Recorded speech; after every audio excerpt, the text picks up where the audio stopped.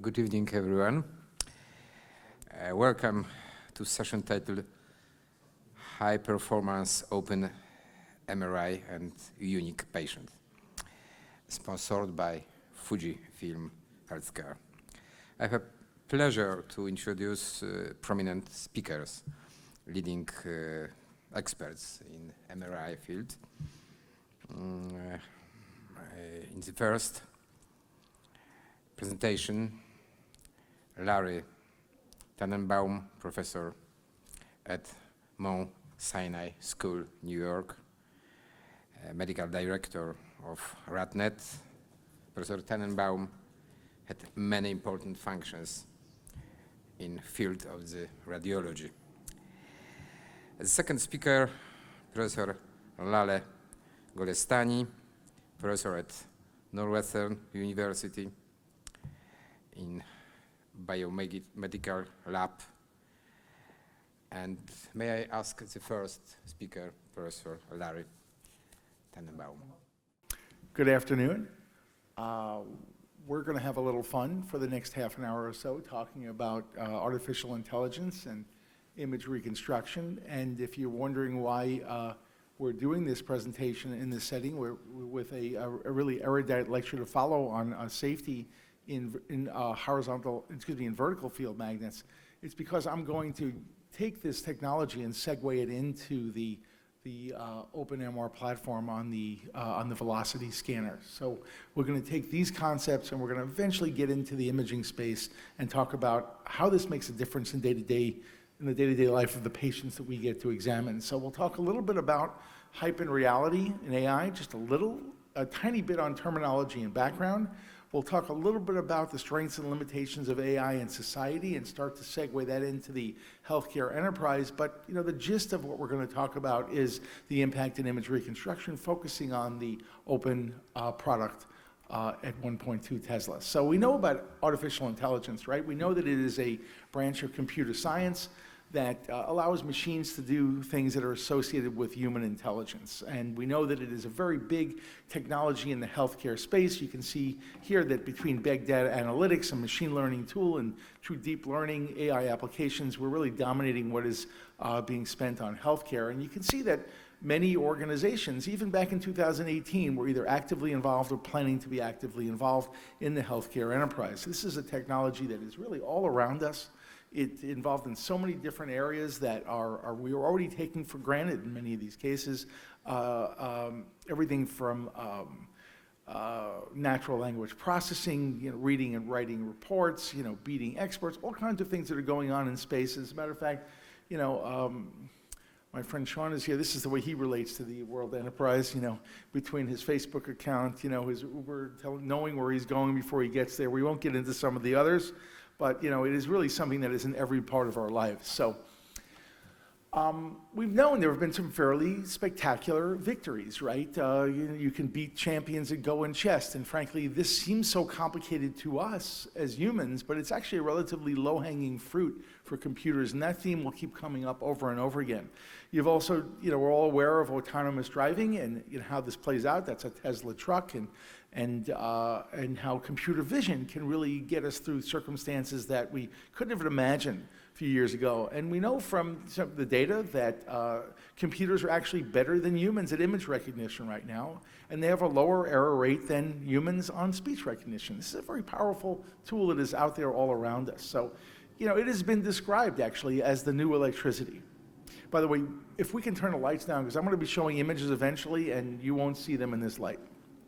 So now that you know what I look like, we can dim those down. And maybe you'll do it some more later, but that's okay for now, because we won't get into images until we're halfway through. But my point here is that this is not an infallible system. Humans need to be involved, and if left on their own, the Tesla systems will eventually crash. And left on its own, this plane would have landed in the Hudson River. Okay, but the autopilot system, which is basically driven by an AI type application, needed to be overridden by Sully and saved all those people, which is pretty remarkable. So as good as AI is today, as these deep learning and machine learning tools are in the world enterprise, they have challenges. Robots fall down. When you put a pencil on the floor. they can read, but for the most part, understanding is limited to the 6th grade reading level. And frankly, they have problems with complex scenes. I mean, if you look at that picture, it looks a little weird, right? When you look closely at this picture, it's weird. You look at it, it just feels odd. You don't know why it's odd, but the computer doesn't see this as odd at all. It sees dirt, it sees grass, it sees a tree, and it sees a rock. It has no trouble interpreting any of those, but doesn't get the sense of the loss of context where that's actually a rock in a pool of water and a reflection and the bank going up to the side. So context is really problematic for computers even today. I mean, you can see the bicycle, you can see the grass, but it can see the sky, but it doesn't really relate to the fact that the sky shouldn't be under the wheels. It should be under the over the handlebars. And if you look at this example right here, you can see we got a duck watching TV on a roof. That's okay. Duck can sit on a roof, and TV doesn't really belong there. The duck might watch TV, but the whole context is off. You can see all of these things are things that are easy to recognize, but the context is wrong. And that is where the computers really fail. It can do remarkable things in computer vision, picking out, Dalmatians, from ice cream cones, but it can sometimes make really ridiculous errors like calling a blueberry muffin a chihuahua. So there are real challenges here, and blunders can go on, which is why humans still have to be a big part of the processing. Humans are still in the loop, particularly when context makes a difference. There are 20,000 humans moderating content at Facebook, even though they have a very powerful AI engine. There are humans working in AI at Google and Twitter. Okay, there are humans at the financial institutions just being in the loop there, and even censorship, which can easily be done by computers, involves humans, 1 in every 100,000 in some parts of the world. Actually, I'd like to show this picture because this was all over Los Angeles. Every poster in Los Angeles, every what am I thinking of? Those poles. And this is blowing in the wind. And, they just did this, and the whole point is there was no domain expert here. No one pointed out to them that the brain was in backwards, when they made all of these posters. So having someone who's a domain expert, a radiologist, the right person is a big part of the process here. So the theme that I alluded to earlier, which I think is really important to put this all into perspective, is that for computers, hard problems are easy. Okay, but things that we find easy, recognizing your mother, picking up a pencil, walking across the room, they're really hard for computers. And they may never get to there in these circumstances. So while this is a wonderful technology, it has its limits.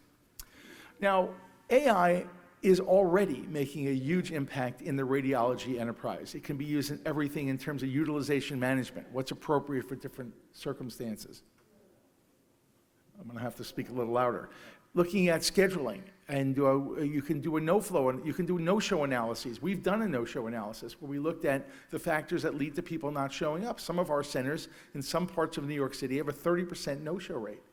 So wouldn't it be great if we could figure out what why they don't show? And frankly, the first factor is pretty easy to figure out, but the number 2 factor on the list is a combination of 8 factors, which really is an illustration of what computers are for. They can pick out patterns, the things that we could never perceive. But going all the way through things like registration, it can take sometimes 10 minutes to get your images lined up just right. This will do it for you.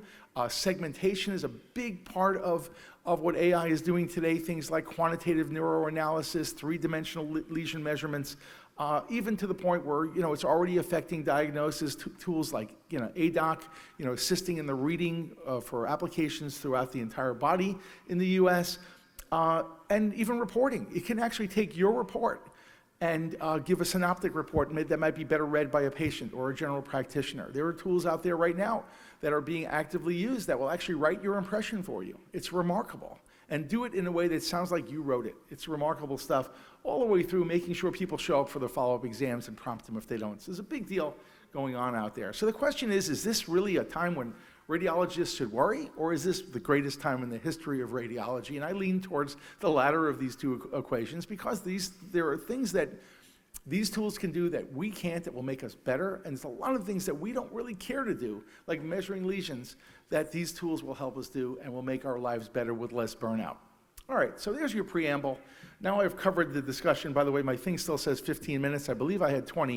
If we could start that timer, that would be great, because I know, at some point tonight I have to get some dinner. So let's talk about my perspective. Okay, so I come from RadNet.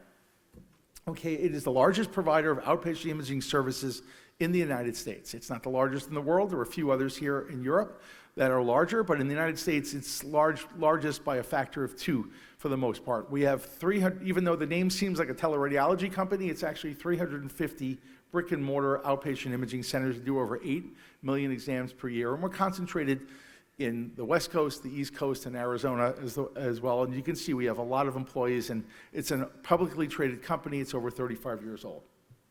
You know, when we look at imaging, the imaging enterprise, you know, our imaging goals, you know, are led with being patient-centric, patient-kind, patient-focused. And, you know, this is really the theme behind what we're doing today. And this is a very interesting survey that was done in 2017. When we asked patients how they felt about the healthcare enterprise, they were very positive about the healthcare enterprise until they got into radiology and we got these types of reviews. Really not very good. Okay, and when you ask the patients, you know, why they were, you know, so negative on radiology, they had a lot of complaints and saying sometimes the exam was uneventful, but many times it was long, tedious, and nerve-wracking, to basically scary and painful. If you look at the data, you know, patients feel fear, anxiety, a loss of control and abandonment when they're put into those tubes and left in there for, you know, sometimes up to an hour, hour and a half. And up to 30% of patients report real anxiety reactions when they're in the scanner. It is not a comfortable experience. We think of claustrophobic patients and everybody else is fine. It's not even close to that. Patients don't like it. And by the way, it becomes a vicious cycle because if they're uncomfortable, they move, which then means we repeat the exam, which makes the exam longer, which makes them more uncomfortable, and it really gets you to the point where you're in a failure cycle. It is not a good thing, and it is one of the reasons that we, particularly under my guidance and my role in this company, we really have focused on the patient experience. Which brings us to one of the best ways to provide a better patient experience in an MR scanner is to put them into an open environment. And there you see the cute little new baby. We just got this delivered down in Delaware, the new version of this open MR scanner that our company has invested very, very heavily in. We have between 40 and 50 of these scanners in our network because we really do believe in the patient experience. This is not just a presentation. This is really a discussion of how we think and what we do. So you can see what makes these systems kind of special. You know, they're high field. They have a way of adapting to all patients' needs, whether the patient's claustrophobic and just wants to look out into the air, or a patient's kind of big and we want to be able to get them into an MR bore, or, you know, it's a pediatric patient where mom can stay really close and deal with all of those circumstances. So that, you know, in itself, offering an open system is part of the patient experience. But you might wonder how they perceive this experience. So we actually did patient satisfaction surveys on all of our machines. And the open data was really interesting because if you looked at these OASIS scanners, we had a rating of either met or exceeded expectations for noise level in 70%, length of the exam at 82%, and overall comfort in 85%. So what does this mean? This basically says the patients perceive this experience in a positive way. You don't see those 20% ratings that you saw before. These are real numbers from real patients, and it really is very compelling. So coming back to the rest of the presentation, where it comes into image reconstruction, we really are talking about how you can use artificial intelligence, machine learning, and deep learning to do scan time reduction. And by the way, anyone who reads Applied Radiology, I have a column in every issue. We try to cover, either I write it myself or we have collaborators where they write pieces on where AI is in the healthcare enterprise. And this is a piece we wrote back which covers all of the issues on deep learning reconstruction or AI-based reconstruction. And I encourage you to read that for more detail. So again, coming back to the customer focus theme, the next thing you can do, other than putting them in a more comfortable scanner, is getting them off the table faster. I mean, that really is the most important thing that you can do. If you can do that without giving up any value, then you've really delivered the value, really delivered what the patients need. And if, again, going back to that survey from 2017, you can see what the patients complain about. They want to have a shorter exam. Make the scan go quicker. Get me out of here. Okay, because that's really what they have in mind. As a matter of fact, it's not just patient preference. This is a New York Mets pitcher who came out of the scanner and said, I was in that uncomfortable position for so long that I stayed on the disabled list even longer than I would have ordinarily. Being in the scanner damaged his shoulder, okay, because he was in there so long. Because, he went to one of the other sites in New York. It was an academic medical center where there's always something else they want to do, right? And that's what happens. So it's not just patient preference. It's sometimes actually their actual health is affected by being stuck in the scanner that way. And by the way, if you want to take this down to the economic level, it has been shown that when patients are happier, volumes go up. So it's a good thing to have happy, comfortable patients for all kinds of reasons that appeal to my bosses, as you might imagine. All right, so getting back to the point at hand, let's talk about where AI, in this case, machine learning type tools affect image reconstruction. So, we're at the ISMRM. I remember being here, seeing compressed sensing with factors of 30 or so, and making images out of virtually nothing. But, compressed sensing has become a very important tool at factors of somewhere between 1.5 and 4 in routine day-to-day practice. It's a creative undersampling of the image space, which gives you speed. And we also have iterative reconstruction, which is a tool that we use commonly in CT, but it has been used in MR as well. And then we have the technology we're going to talk about today, which is IP Rapid, which combines the best of compressed sensing with iterative reconstruction, noise reduction, to get you into a situation where you win the battle of getting the patients off the table faster. Now, you can see this is a typical demonstration of what happens when you go from acceleration factors of 2 to 2.5 to 3. You'll notice that the noise in the image goes up. The speed of the acquisition goes up, but it's directly related to the amount of signal in the image or signal to noise in the image. We know these trade-offs pretty well. Now, iterative reconstruction is kind of like a Bayesian experiment where you use less data, but you iteratively approach the image appearance of something that's using full data. And it just keeps going through the cyclical point of view. We used it for CT to do exams at 40 to 50% less dose, right? We did that to get to the image quality that we expected. You can do the same thing with undersampling to the point where you go 30 or so percent faster, which is pretty cool. So my Japanese isn't that great, but I'm pretty sure this slide says that when you go from factor of 2 to factor 2.5 to 3, you have the same SNR across the board. Values of 1.9, 1.93, 1.95. So you can see we get to that point, which I think is pretty cool. This is another example where it shows whereas without the IP Rapid, you lose signal as you go to higher factors. Here you can see the creative denoising of the IP Rapid has maintained the signal is consistent across the board, even though you've gone to the higher acceleration factors, which is pretty cool. Now, I found on the web some examples of this technology being used on a 0.4T system. I have no idea where 0.4T systems operate, but you can see here they can take the scan time down from 10 minutes to 5 minutes, 6 minutes, and maintain the quality. You can see the way this technology would play out on a 1.5T scanner, going from 16 minutes to 8 minutes, cutting the scan time in half, which I think is extremely cool and very, very patient-focused. And here are just some other examples of nice image quality at 1.5T, none of which came from my organization, because we're going to focus on the 1.2T system and this little guy right here. And a lot of these images were obtained that first day. We went in and did this work. This has been actively working now, I don't know, for about eight weeks or so, 12 weeks, and doing, 25, 30 cases a day. But the cases that I'm going to show you are the ones that I collected when I went down there to do the turnover. So here you see the typical example of how these tools work. This is a prostate exam on 2 different patients, but you can see the typical image quality across the top, prostate DWI, and in the same scan time, the image quality we can get on the bottom now with these tools. And sometimes we'll use these tools to maintain scan time, but massively improve the quality, and I think this is what you see in this particular example. You can see another example. This is, again, same scan time, top and bottom, in this case, the same patient.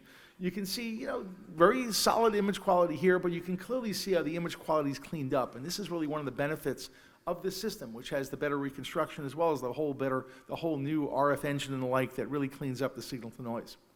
Same thing here, same scan time, top and bottom, but you can see the older system and the newer system, again, just cleaner images, maybe a little bit sharper, just a little easier to read. And one of the themes of AI-based image reconstruction is that with cleaner images, with higher curb appeal, the stress level of the radiologist goes down. When you don't read through noise, your stress level drops. Now, anyone who's reading images as a radiologist knows this. When you open a case and it's pretty, the stress pours out of you. Open a case and it's noisy and it's artifacted, you just feel that tension go up and it's much harder to read. And at the end of the day, just like when you fly across the ocean on a plane with all that noise, it wears you down and it burns you out and it makes you tired. So cleaner images are nicer to look at.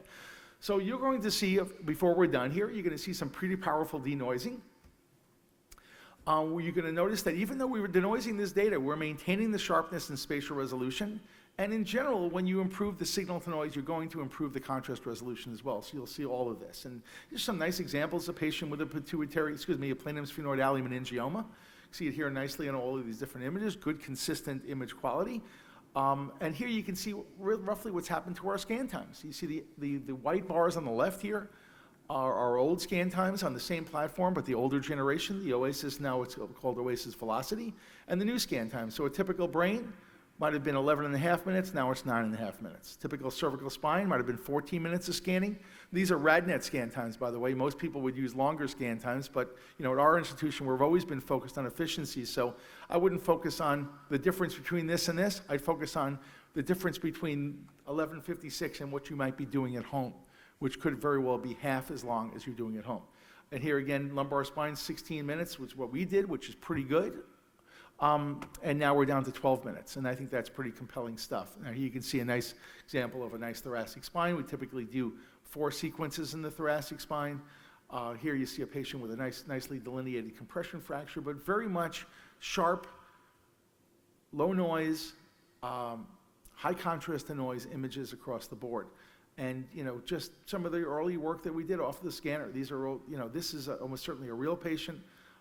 This patient with all these modic changes at L4-5 was actually a volunteer. It's nice when your volunteers have the appropriate pathology to demonstrate the strength of the system. But you can see, the way things work and roughly the quality you should expect. This is a nice example of a long bone study, which of course is always a little challenging. This patient has a pretty impressive lipoma here. You can see the imaging looks pretty nice, and you can see as it just gives us the opportunity to open up what our scan times look like on MSK, and you can see we've been able to get our cumulative scan times on the shoulder down to 11 minutes, knee down to 10 minutes, ankle down to 10 minutes, and again, doing pretty extensive exams. A six sequence ankle in less than 10 minutes of cumulative scan time, that's a pretty impressive achievement to be able to do. And here you can see another one of those examples. This is 2 different patients, but this is the old protocol and the old machine. This is the new protocol and the new machine. Now, you may not be able to see the scan times here, but this is 355 versus 144, 240 versus 140, 141 versus 102, 301 versus 212. So you can see we really are getting significant time benefits. And this is the kind of work that we see. You can see a patient with a little Osgood-Schlatter going on, subchondral bone lesion here, and the kind of resolution and quality that you'd expect to see across the board. And again, one of the things this technology encourages you to do is raise your expectations just a touch. Just aim a little higher than you did before, while at the same time getting that speed benefit that makes your patients happier. So you're just a nice example of that. And here's just another example. This is the old hip. This is the new hip. I think you can see across the board. I think you could probably see the scan times. I won't read through them. You can see we've elevated the quality of touch, and we've reduced the scan time by 30 or 40%. And that really is what we're after. Anytime we deliver a new technology like deep learning reconstruction, like AI-based reconstruction, machine learning-based reconstruction to our scanners, we want to bump the quality just a touch, and we want to get the speed a solid notch, 30 to 40% faster. And here you can see that, I showed you the scan times before. The patient has a pretty florid Achilles tendinopathy here, but the type of quality you'd expect to see, you'd be proud of this on any platform that you operated across the field strength platform. And I think that's really the key piece. This patient has a little soft tissue injury in the foot. You can see it here on these planes, really nice fat suppression here. And again, you can see really nicely on these images, very much a high quality exam. And it's really important for us because frankly, when we install these systems, sometimes they are the second system sitting next to a 3T or a 1.5. A lot of times they're not. They're the only system at a site, and we take all comers on these scanners, and it's very important to be able to deliver this type of quality. I thought I'd just show you a few cases of body imaging just to show you that it is this is a serious body imaging machine. It's just a very nice work, patient with leiomyomata.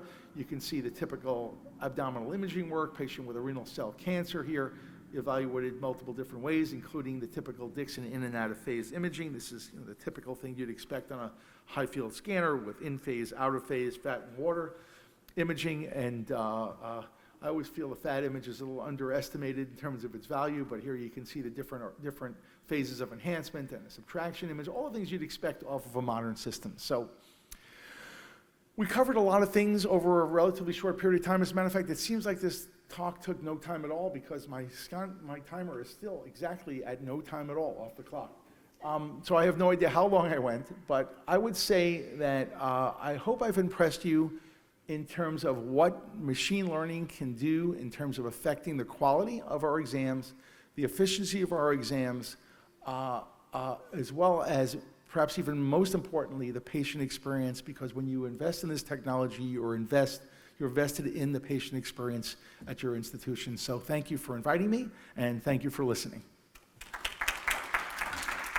Do you use sometimes, obviously, and what is your opinion about CAD? It means computed edit diagnosis. Oh, okay. Obviously, okay, just okay. question, because Okay, I've great. got my That's opinion about it. Yeah, if you open the question with CAD, you're inviting the history of dissatisfaction with breast CAD, right? Yeah. Too many false flags, it didn't perform well. The people used it when it had reimbursement, and after a while the people just stopped. It was too distracting, and that was what everybody's fear was when we started to get into AI-driven applications, like assisted diagnosis and the like. Today's tools are really much, much better at doing this. Some of them are even clever enough to say, there are 6 lung nodules, but you mentioned 5. I'm not even going to show those to you. This is the one you didn't mention. So those are very cool. And these tools are doing wonderful things like triaging, and I've already shown great, triaging the urgent cases to the top or the negative cases to the bottom. You can do them when you're either tired or you're fresh, depending on your bias. They really are doing some absolutely wonderful things. But what really impresses me the most is the value in off-search findings. We're reading more and more cases all the time, right? The volume's going up every day, and the opportunity to be distracted and is even higher than it's ever been. And I think the value in you look at a lumbar spine MRI, let's say, and you got 175 images, and you're detailing the disease in great. So triage, for example, you can. Well, let me just finish my statement, and then we'll get back to that. Yeah. And you get back to all of these things, and then you miss the one slice that has the kidneys on it out of the 175 that happens to have a cyst or a solid mass. And a resident would say, Dr. Smith, you didn't notice that. But, the virtual resident on your shoulder. So, yes, there was triage, but there was also assisted diagnosis. I think, which I think is already making a big impact in day-to-day work. Our company actually has 3 AI companies in it, and one is developed this amazing software for mammography. And right now, the only approval they have is for triage. Yeah. Okay, but we're using it internally as an internal test. And if you read something as BI-RADS 1 or BI-RADS 2, it goes to the AI. And if the AI says, I see something, it goes to the lead breast radiologist. And I can tell you that, how do the radiologists perceive the AI? Well, when you go home at the end of the day and realize that you missed the cancer, that the AI helped you not miss, prospectively, that's a good day. That's a really good day. And you say the triage apps, they tried they used ADOC at Mount Sinai retrospectively. They went back and looked, radiologist call, ADOC call. Let's just say the results were so compelling that ADOC became mandatory for prospective use. It's just a great tool for us. It is great at detecting anomalies. We are good at taking that information and putting it into context and dealing with it. So I'm very, very bullish on where this is taking us. We have very good experience with COVID, with pneumonia. Yes. In this point is... yeah, the triage there is particularly important. It's very important, yes. Particularly important, yeah. Any questions or comments? Thank you for having me. The second lecture given by Professor Laleh Golestani, titled Field Orientation Matters, Untapped Opportunities for Safe MRI of Patients with Active Implantable Medical Devices. Okay, thank you so much. So that was the first speaker gave an extremely interesting presentation. It was definitely more than 20 minutes, and I definitely will talk more than 20 minutes. So I suggest everybody get a glass of wine or champagne that's in the back and make yourself comfortable because we're going to be here for some time. So I'm actually really excited to share with you the experience that we've had at Northwestern University looking into safety of open bore MR in patients with implants. And Dr. Tanenbaum talked about what is good about the concept of being open. I'm going to talk about another thing that comes with these open bore MRs, MR platforms, and maybe we did not look into before, and that's the fact that, the architecture of the system is fundamentally different. In an Oasis system, you have a magnet that is 90-degree rotated, and you have RF coils that are 90-degree rotated, and they produce a fundamentally different distribution of electric fields and magnetic fields. And I'm going to talk about how those fields are going to interact with a patient who has an implant and how it affects the safety of those implants. But before starting, I would like to give you a gist of what is the scope of this problem. As we talk today in this room, there are more than 12 million Americans walking around carrying a sort of implant. Could be orthopedic implant, could be a cardiovascular device or a neuromodulation implant. And the number grows by roughly 100,000 per year, so this is a pretty steep growth.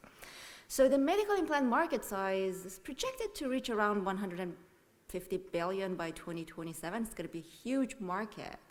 And if you think about what's the culprit, why suddenly we started having to see all of these patients having implants, there was a report by NIH coming out in 2015 that the elderly population is growing, and unfortunately, I'm quoting from the report, although we live longer, we do not necessarily live healthier. So there is a high prevalence of chronic disease, cardiac disease, neurodegenerative disease, and a lot more indication for this type of implants. So we'll see more and more patients carrying these what we call active electronic implants.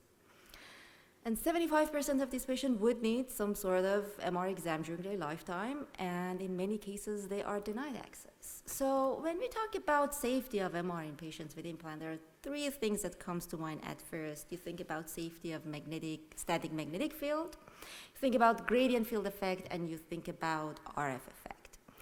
So main magnetic field is the projectile effect, the force and torque that the main magnetic field exerts on a ferromagnetic object. That's the first thing that comes to mind of all of our students, but most of the new implants have a very little amount of ferromagnetic, so these forces are almost negligible for newer type of implants.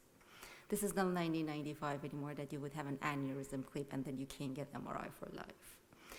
Gradient field, they might produce some heating in bulk orthopedic implants, but that's interesting because when I talk to my orthopedic colleagues, they would tell me, do you know how much I heat up the bone when I drill it to put these implants in?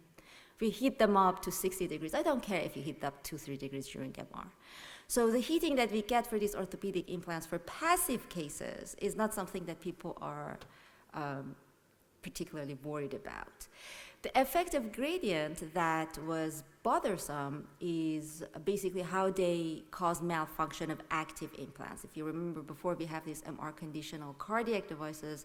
Sometimes your pacemaker would stop working altogether or would stop pacing the heart at the pace that it wasn't supposed to do because of the cue that it would get from the gradients.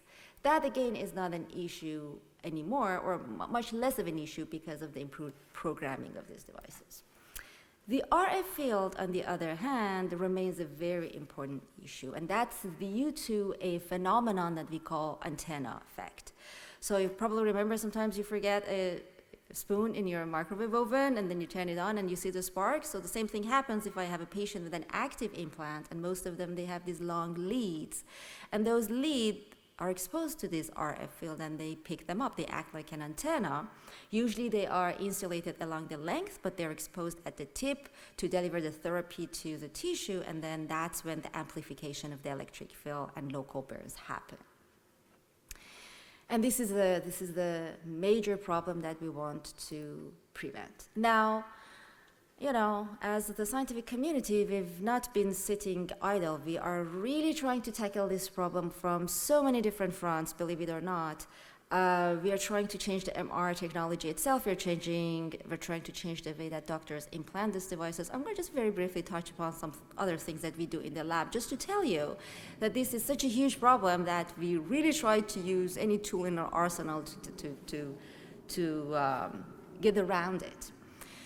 Some groups have started thinking about, let's change MR technology itself. Let's try to come up with implant-friendly MR technology. And there's the concept of parallel transmit and reconfigurable MRI technology. Basically, we know that the problem with this heating is that the electric field of MR scanner, the transmit coil, couples with your lead, and that amplifies the energy at the tip. What if I build a coil with a region of very low electric field and I make it mechanically reconfigurable? So let's say I can rotate it around the patient head or patient body in a way that I can contain the implant in the low electric field region. That theoretically would virtually eliminate the heating. It's actually what we tried to do when I was a postdoc at Harvard Medical School, and this is the first prototype of such a coil that we built for deep brain stimulation imaging. And that person inside this coil is my husband, who's the first person that was actually imaged by this coil. We could show that it produces comparable images to the state-of-the-art 32-channel head coils, but if you happen to have a patient with implant, it doesn't heat up the implant. And simulation actually shows you exactly what happens. When you rotate the coil, you can contain the implant in this very low electric field region and virtually get rid of the heating. But, I spent almost 3 years of my life developing and building this coil, and never once I was naive enough to think that this is going to become something that you're going to find in any rural area. These devices are expensive. These are luxury to have. If you are a rich research center like, MGH Harvard, you would have one like the one that we built for research purposes. But it's very unlikely that you can actually have them widely distributed to patients. So what else we can do that has a little bit more reach to patients? Another thing that we thought we could do was to talk to neurosurgeons and surgeons in general that implant these devices, because we know for a fact, we have been working on this for more than 20 years. We know that the trajectory of these leads have a profound effect and have a very decisive effect on the heating. And the reason exactly is very simple, because again, it depends on the orientation of the electric field with respect to the lead. If the electric field is tangential in a long segment along its path, it's going to pick up the signal much more efficiently than other cases. So we started talking to neurosurgeons who implant deep brain stimulation leads and tried to come up with modified MR-friendly trajectories. And as you can see with this modified trajectory, I'm not going to show this because it's going to take a little bit of time, and I probably go over time already. But when we try to train surgeons to have this modified trajectory, we see that we can substantially reduce both the magnitude and the variation of RF heating. But again, you have to go around, you have to train surgeons. It's, one thing as an engineer, I can tell whatever I want to a neurosurgeon. Whether they are going to actually go and implement it or not, that's another story, and that's going to be hard too. So we started thinking, are there platforms that are already implant-friendly? And that actually brings me to where we started to do this journey with Hitachi at the time and now Fujifilm about the open bore systems, because they're vertical. And what is different and how the whole story started was when I was still a postdoc. I was actually junior faculty at Harvard Medical School, and I was scanning one long afternoon over the weekend with a good friend of mine who was an MR physicist. And I remember he asked me, hey, I have a friend working in Hitachi and they have these open bore systems.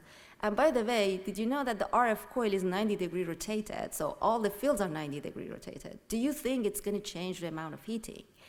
And I was absolutely, it better do, because that's what we teach to our students. So I hope that it does. I don't know it's going to make it better or worse, but I'm sure that it's going to change everything. So we decided to do a quick simulation just to see what's going to be the effect of the field orientation. And we started doing it with deep brain stimulation just because that was what we were working on. And let me just, before going to that, I'm going to give you a quick gist of, there are all these devices that are MR conditional. And, this MR conditional is a little tricky, because when they say MR conditional, it doesn't mean that it's compatible and you can go and do a scan. Sometimes those conditions are really, really hard to comply with. For example, there are 3 manufacturers of deep brain stimulation devices. All of them are MR conditional labeling at 1.5 horizontal scanners. But then you go and read the labeling, and all of them, they said that the B1 plus RMS should be below one certain amount. For example, for Abbott, is less than 1.1 microtesla. For Boston Scientific, again, less than 1.2. And this is a table of the sequences that we use in our hospital. This is basically what I ask our technologist in Northwestern Memorial Hospital to give me. What are the B1 positive sequences that you need to use? And they're all a lot higher that these labelings ask you to do.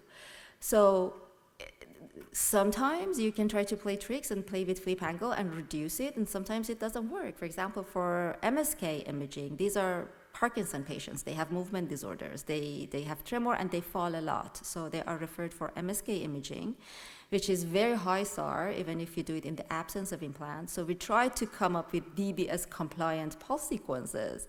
And the resolution was so bad that the ACR wouldn't reimburse them. It didn't meet the ACR criteria for the reimbursement for the diagnostic value, so we couldn't actually use them. So in many cases, even when devices are labeled, those labeling is actually really hard and basically actually doesn't let you do what you want to do. So going back to the story of looking into these open bore systems, we took 3 of our patients with deep brain stimulation devices, and we extracted the trajectory of the leads, and we recreated the simulation, the scenario in silico in computer, and we did the simulation to look at the SAR at the tip of these leads, and we saw that there's 20-fold difference. Basically, the amount of local heating and local energy deposition at the tip of a deep brain stimulation lead in an OAC system would be 20 times less than a 1.5 Tesla system. So, you know, this is not 30% improvement, this is not 100% improvement, this is 20 times, right? It's a huge number. So we were intrigued at what's happening here exactly. We looked, this is the beautiful thing about simulation. You can actually visualize the field and you can see what's happening, which is what you cannot do in the lab. So we looked at the electric field, the background electric field of the scanners, and we found that, yes, as we expected, what happens is that the field of the open bore, I'm going to call it vertical because that's what matters for us. The field of a vertical scanner is orthogonal to the trajectory of the DBS lead, and that's the reason that it doesn't couple with the lead and it doesn't induce heating at the tip. But then, you know, as a scientist, the next question that you ask is that, is it just a fluke? Maybe I was just lucky and I picked those 3 patients that happened to have an implant oriented in a way that didn't interact with this specific field. So this was the time that Hitachi at the time and Fujifilm, now, they got interested and say, hey guys, could you actually look into this problem a little bit more, you know, scientifically? And yeah, and I got to work with Sean, and we decided to do a larger scale of study. So we actually went back and compiled a group of 90 patients with deep brain stimulation implants, and we worked with 2 neurosurgeons across 2 different institutions, Josh Rosana in Northwestern University and Julie Plitz is in Albany Medical Center, because we wanted to have all the most diverse possible pool of patients with all possible trajectories. So I put the army of a student together, and you know, they painstakingly took out and segmented all of these implant trajectories and created models of these people, and we did a simulation to see what happens when we compare the heating of these implants in vertical versus horizontal scanners. And another thing that what we did was to change the landmark, because what if it's safe when you do head imaging and suddenly it's so dangerous if you do abdominal imaging? Because when you change the position of patient, you change the position and the orientation with respect to electric field. Theoretically, it could change everything. So we looked at 2 different imaging landmarks, and we looked at this big group of patients. And again, this is the result that you can see. We saw that if you look at the head imaging, there is almost 30-fold difference in the amount of energy deposition and these are averages over these 90 group of people. In 1.2 vertical versus 1.5 Tesla horizontal systems. We looked at chest imaging, different imaging landmark. We saw pretty much the same type of huge difference. And at this point, people started asking interesting questions. So for the engineer in the room, somebody might be interested to say, well, this is a huge effect. You know, for the clinician, they don't care why we see this effect. This is what it is. But for the engineer, they would probably ask you, do you think the reason is the different in the orientation of the field, or because the frequency is a little bit different? Because, again, these are scanners at 1.2 Tesla, right? So this is 53 megahertz. That's the resonance frequency of the RF coil. The 1.5 Tesla scanner coil resonates at 64 megahertz, right? So there's a little bit of frequency difference between the resonance frequency of the coil and the RF heating we know depends on the frequency. So it could be the effect of either of these two, right? And again, the good thing with simulation is that you can create the scenarios that doesn't exist in reality. What we did to answer this question, we created a birdcage coil, a horizontal birdcage coil with the same geometry. We just retuned it to 53 megahertz. So now this is a 1.2 Tesla horizontal system. And you can do a really good comparison, and you can see that, oh yeah, so that's what's happening. It's not the frequency, it's the orientation. That's why the title of this talk is Field Orientation Matters, actually. So it's not that if somebody goes and retunes their system to a little lower frequency, they're going to get rid of the heating. You really need a completely different, fundamentally different architecture to get this effect, which happens to be a lucky coincidence, apparently, with this Oasis system. Now, so far, these are the stuff that we started to do, and these are only simulation. We published them, the paper is out in magnetic resonance imaging, but that's what I preach all the time. Never trust simulations alone. You should always go to the lab and do experiments with actual devices, and I'm going to tell you why.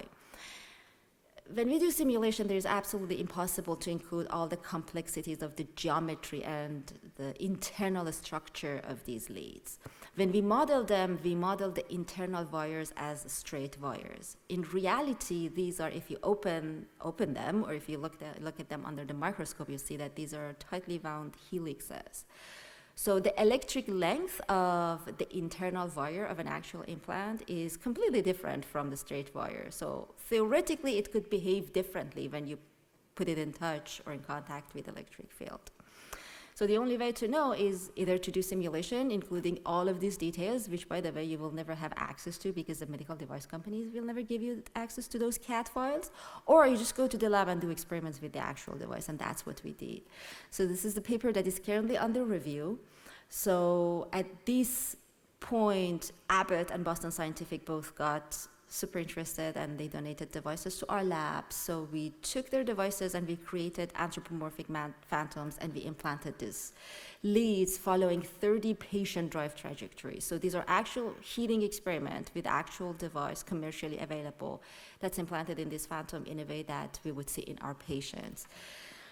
And as you can see, we see the same substantial difference in RF heating that we had seen in simulation translates to the actual experiments, which is really interesting. Now, at this point, we could ask, well, interesting, we looked at one model. What about other lead models? They have a little different length. If you look at these helix structures, they have different pitch for leads from different manufacturers. And again, because doing the experiment is very expensive and time-consuming, you have to pay for the scanner time and you have to pay for a lot of personal time. At this point, we again went back to simulation and we said, okay, let's actually look at, let's simulate leads with different electric lengths and see and compare them together. Because now we know it works with the straight lead. Now we know that it works with an actual lead experimentally. Now let's go back to theory and see, theoretically, if I have leads with different electric length, which is due to have helix structure with different pitch, are they going to behave similarly in vertical versus horizontal scanner? And the answer is, again, yes. We see the same amount of almost 20-fold reduction that we had seen before.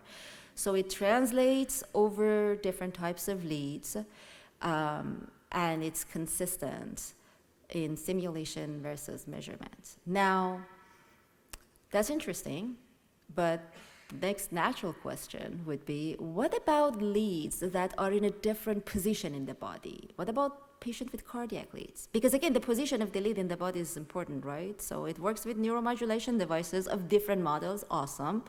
What about cardiac lead? It's a completely different position. And we decided to look in pediatric patients. This is basically currently brewing project. We're cooking some grants to do this. One of them is going to be reviewed in NIH in 2 weeks.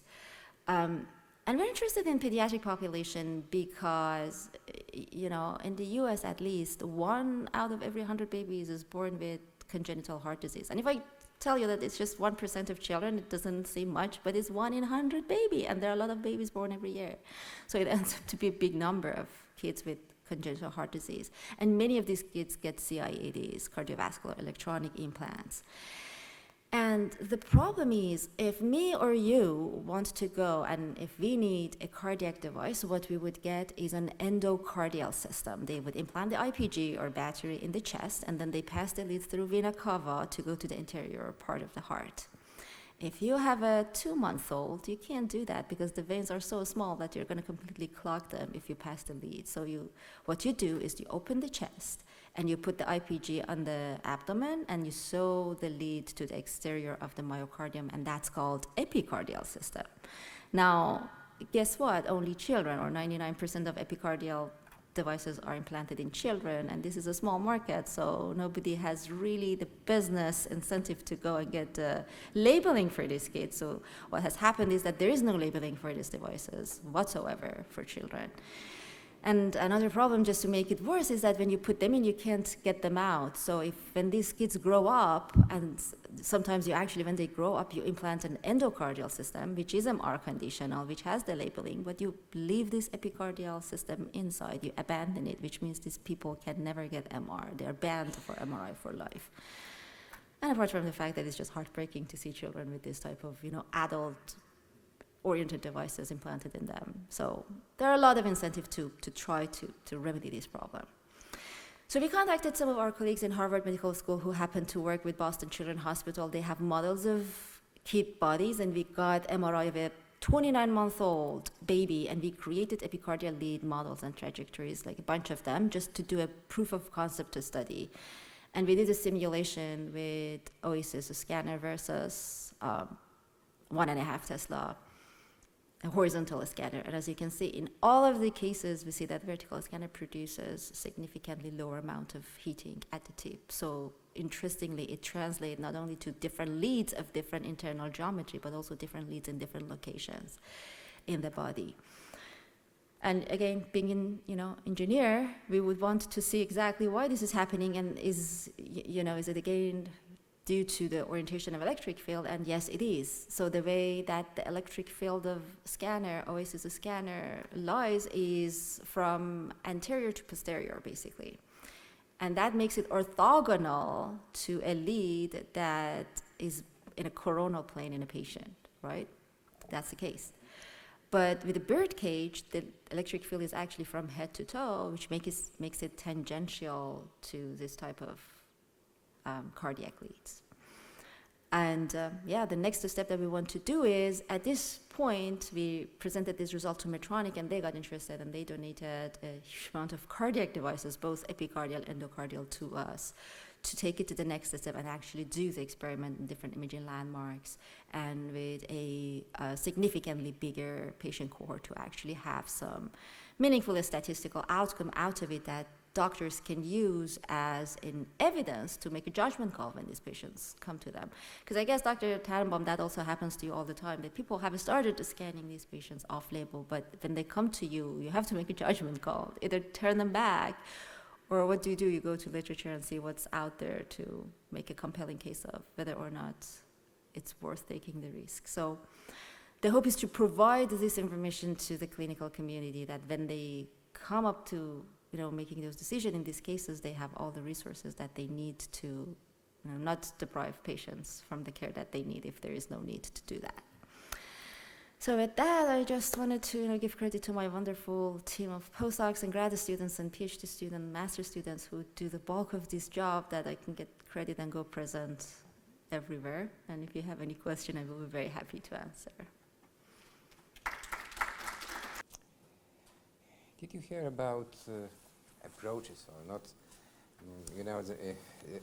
Robotics is very interesting, and in my country we have a lot of Da Vinci, for example. And did you hear something about approaches to use special MRI-friendly robotics devices, or not? But are you talking about interventional cases that they actually, because the only time that it would be interesting is if you have interventional cases. I have a colleague that happens to work in the field of neurosurgery, and they are they're doing stereotactic functional neurosurgery, and they do a lot of robotics. For them, sometimes they do use MR to basically intraoperatively to kind of guide the surgery, but they do it off-label, because this is again one of those cases that it's not possible for any manufacturers to give any guideline because the circumstances are very uncertain. Using special instrumentarium or normal, intra-operatively, intra-surgery, using special kind of instrumentarium or? To be honest, I don't want to make a comment because I am not the best person and I'm not very experienced in that, so I don't want to say something that I regret later. From clinical point of view, I'm interested in, yeah. Could you remind me, I'm sorry I didn't touch it, what about SAR? Reduction of SAR is a percent to conventional systems. It is difference is 2-3 times. Oh, the difference that we see is in the order of 20 to 30 times. And SAR kind of translates to temperature because SAR is the amount of, so SAR is a specific absorption rate, it's watt per kilogram. It's the amount of energy that is deposited in 1 gram of tissue. It depends how you average it. So when we talk about 1 gram average SAR, it means the amount of energy deposited in 1 gram of tissue over a specific period of time. And that translates to the amount of temperature increase that you can get almost linearly. So basically, if you look at, let's say, 0.1 gram average SAR and you can reduce it by 10 times, you almost reduce the temperature rise by the same amount. So when we do experiments, we see 10 times reduction in the experiment for 10, 20 times reduction in the SAR that we see. And that, that makes, for example, a 10-degree temperature rise to be something less than 1 degree, which is less than a fever. Basically, it opens the field to do all sort of research-oriented and routine clinical scans that you want to do. Yeah. Sure. Please. Thank you very much for a nice presentation. Regarding the FDA recommendation about conditional when using medical device, I think it's related to the field strength, the 1.5 or 0.5 or 3T or whatever so far. Do you think in the future their recommendation may be related horizontal or vertical? I mean, their recommendation include not only field strength, but or B1 direction, B0 direction, I guess. So that's a very interesting question. So the way that it works is that FDA doesn't do the recommendation. The way that it works is that the medical device, so the labeling is the responsibility of the medical device company. It's not in the realm of MR vendor and is not in the realm of FDA. So the entity that initiates the process is the medical vendor, is the medical device company. So what they do is when they go after the labeling, they have to do tests that are laid out in a technical standard that's called ISO 1097. They are, I believe, 8 different tests that they have to do, and they have to report the result of those tests to the FDA. And then after that, based on the result, FDA would give the approval for the system that they have tested the device with. So if the medical device company goes and does the test on a horizontal 1.5 Tesla system, the labeling would say this is only approved for 1.5 Tesla horizontal system. Specifically exclude every other type of scanner out of it.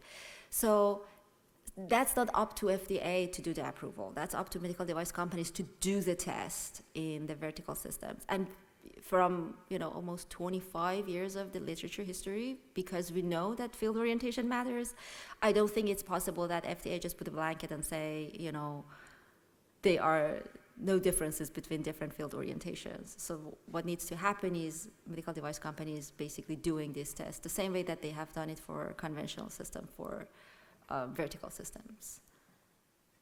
So what is a big barrier to more kind of the commercially, for example, to sell the vertical is better than this, and all result is kind of the phantom. Yeah. So the human, when Awesome question. your experiment move to Awesome question. So 25 years ago, when this whole story of FDA approval and labeling started, University of Minnesota was one of the pioneers, and what they were doing a lot of experiment in pigs. When people got together and wrote this standard ISO 1097, what happened was that they took out all the animal experiments. So basically, we decided that we are at the stage that we are good enough to go from in silico simulation directly to humans, which is really interesting. And that's the reason that suddenly you see this huge boost in all these labelings, because many more companies actually afford to do that, because doing animal studies is really expensive. So the way that they made it happen, there are 3 tiers of experiments. You can do very conservative experiments that are very easy to do, but then your labeling is going to be extremely conservative. There are more sophisticated experiments which involve doing numerical simulation with human body models. So you have to have a virtual population of humans that you do some simulation, and then you can have a narrower safety margin when you translate them to an actual patient population. So your labeling will be less conservative, but you're going to pay a lot more to actually getting those tests done. So again, this is something that companies have to come to some compromise to choose what to do. But what FDA requires right now, as we talk in 2022, you do not need to do animal studies to get this labeling.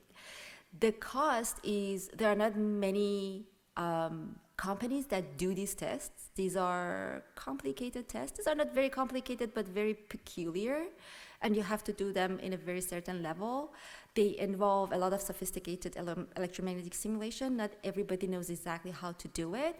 So putting together a package to go after the labeling, which RF heating is just one part of it. They have to do the test for gradient effect, for the malfunction, for the torque force, everything together. So labeling is for everything together. You can't just do one set of experiments. So the barrier is mostly the cost of how much we have to pay to get these tests done, and then how much we have to pay to get it approved at the FDA. Because apparently, which I didn't know, but some of my colleagues told me that the cost of lawyers to submit these tests is actually much, much more than what I thought it would be. Thank you,